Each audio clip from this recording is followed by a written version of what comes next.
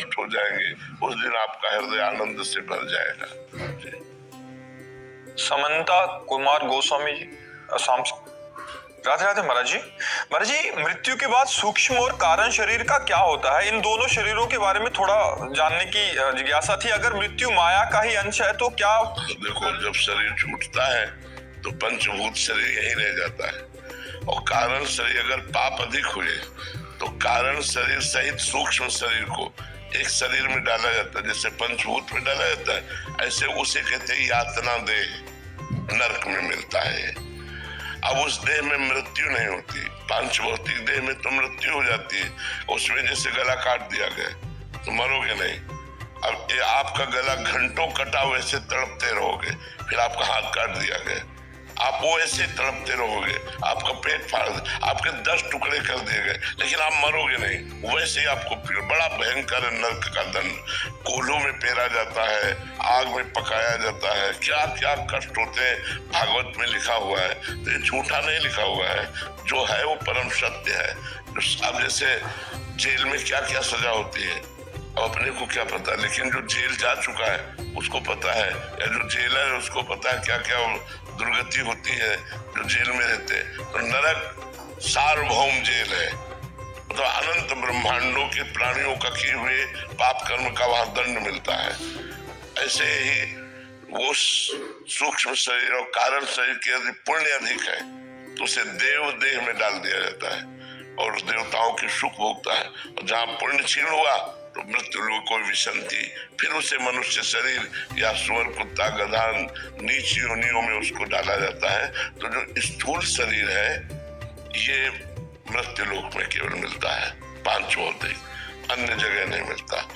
नरक में यातना देह मिलता है, स्वर्ग में देव देह मिलता है, और भगवान को जो प्राप्त होता है तो भागवतिक देह मिलता है। जो भगवान का सच्चिदानंद में देह है वही सच्चिदानंद में देह प्राप्त होता है। तो 5 ज्ञानेंद्रियां, 5 कर्मेंद्रियां कितने हुए?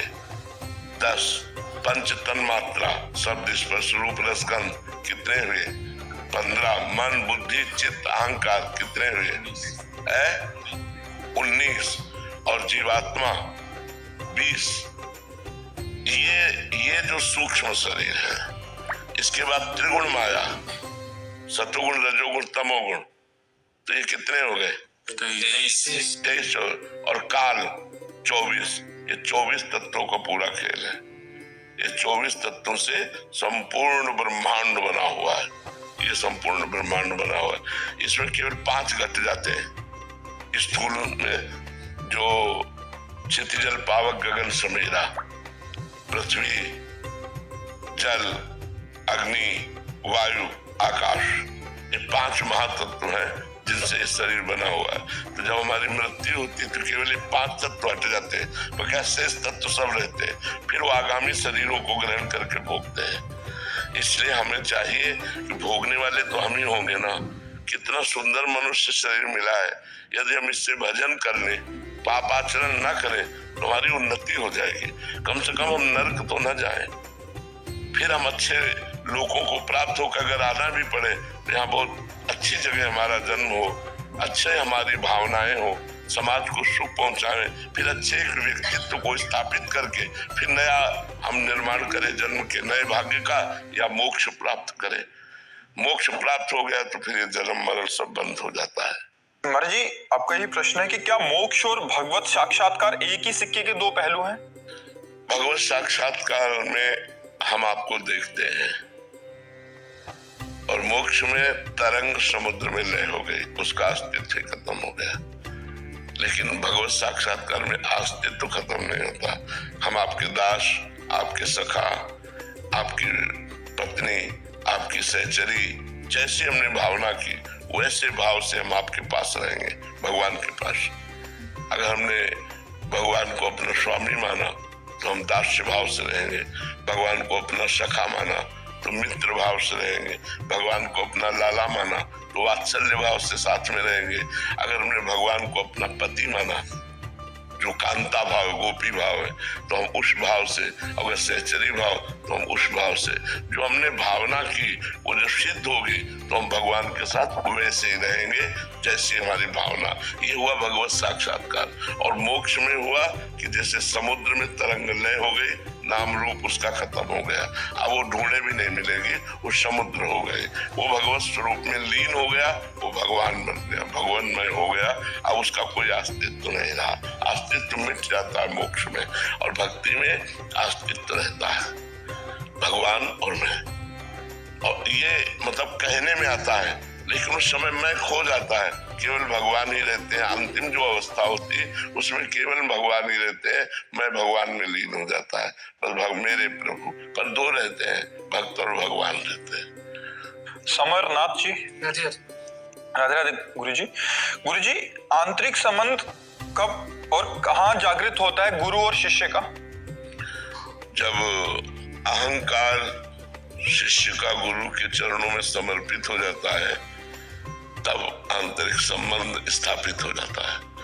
जो हमारा जीवत्व अभिमान है, देहाभिमान है, विद्या का, रूप का, कुल का, धन का, जाति का, देह का, नाना प्रकार का जो अभिमान है, वो जब गुरु के चरणों में समर्पित हो जाता है तो आंतरिक संबंध गुरु से हो जाता है। और आंतरिक संबंध होने का मतलब जो गुरु के हृदय में चल रहा है वही शिष्य के हृदय में चलने लगे। एक हरिव्यास देवाचार्य नाम के महापुरुष हुए हैं निम्बार्क संप्रदाय में। वो श्री भट्ट देवाचार्य जी उनके गुरु हैं। तो अपने गुरुदेव के पास आए और कहा, शरणागत हुए और कहा मैं दीक्षा लेना चाहता हूँ। तो बोले दीक्षा ऐसे थोड़ी दे देंगे, जाओ 12 वर्ष गिरिराज जी की परिक्रमा करो राधा नाम रखते हुए। ये क्या व्यवस्था, जो आज्ञा।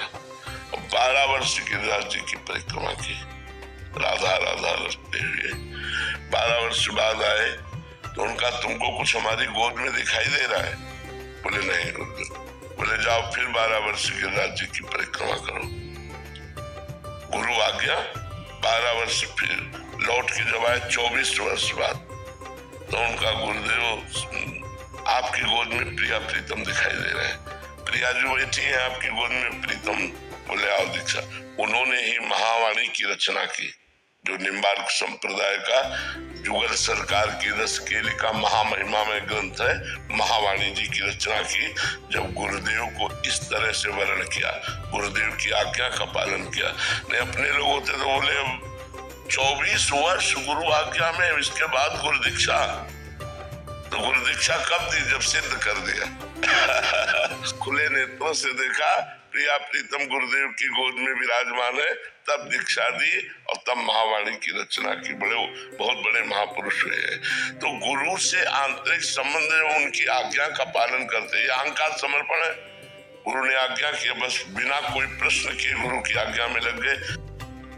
राज्य की परिक्रमा और राधा नाम का जब, उससे सारे पाप नष्ट हो गए और दिव्य दृष्टि प्राप्त हो गई और गोद में प्रिया प्रीतम के दर्शन हो गए। तो ये है, जब हम गुरु को अपना अहंकार समर्पित कर देते हैं तो हमारा गुरु से आंतरिक संबंध हो जाता है। और जब गुरु से आंतरिक संबंध होता है तो गुरु के स्वरूप का दर्शन होता है। गुरु कृपा करके अपने स्वरूप का दर्शन कराते हैं। मुख्य तो कृपा होती, पर साधन उनकी आज्ञा का पालन करने से वो प्रसन्न हो जाते हैं कि हमारी आज्ञा का पालन किया। लखन गुप्ता जी, दिल्ली से। राधे राधे महाराज जी। महाराज जी, अजपा जाप क्या है और इसको करने की पद्धति क्या है जिससे भगवत साक्षात्कार? देखो, पहले तो हम जपे तब अजपा हो, कि हम जप नहीं रहे और स्वाभाविक श्वास प्रश्वास नाम चल रहा है, मंत्र चल रहा है, प्रणव चल रहा है, शिवोहम चल रहा है, वो तब चलेगा। पहले हमें जपना चाहिए, पहले करना होता है और फिर होता है। अजपा का मतलब होता है हम जप नहीं रहे, स्वाभाविक चल रहा है। तो स्वाभाविक कब चले? स्वाभाविक तो हमारा विषय चिंतन चल रहा है। अभी देखो, स्वाभाविक विषय चिंतन चल रहा है, मंत्र तो चल नहीं रहा। तो हमें पहले मंत्र को चलाना है। उसकी 3 पद्धतियां होती हैं, वाचिक, उपांश और मानसिक। तो जो गुरु मंत्र होता है उसमें 2 पद्धतियां होती हैं। केवल उपांश और मानसिक, नाम में वाचिक भी बोला है, राधा राधा राम राम राम राम, लेकिन गुरु मंत्र नहीं बोल सकते। गुरु मंत्र उपांश और मानसिक, जब उपांश बहुत वर्षों जपा जाता है तब मानसिक में प्रवेश होता है, और जब मानसिक में प्रवेश हो जाता है तो फिर परावाणी जागृत हो जाती है। 4 प्रकार की वाणी है। परा, पश्यंती, मध्यमा, वैखरी। वैखरी माने जो बोल रहे हैं, जो आप कानों से सुन सकते हैं। पश्यंती, जो आंखों से देख सकते हैं। मध्यमा, जो हृदयस्थ हो गई। परावाणी, जो मूलाधार केंद्र से अब उसका रोम रोम रग रग मंत्राकार हो चुका है। अब राम राम राम चल रहा, राधा राधा राधा चल रहा है। अब वो केवल सुन रहा है, वो जप नहीं रहा, वो चल रहा है, स्वाभाविक चल रहा है। जो भी मंत्र है वो स्वाभाविक चल रहा है, श्वास प्रश्वास की प्रक्रिया के साथ वो स्वाभाविक। जैसे हम श्वास ले नहीं रहे लेकिन वो प्रक्रिया चल रही, जैसे हम पलक झपक नहीं रहे, एक प्रक्रिया है चल रही, जैसे हम दिल धड़का नहीं रहे वो धड़क रहा है, ऐसे ही अजपाजा प्रारंभ हो जाता है। जैसे मन जब प्रयास नहीं करना पड़ा, जैसे अभी हम प्रयास करके नाम जप करते छोड़ दें तो विषय चिंतन करने लगेगा, नाम जप नहीं चलेगा।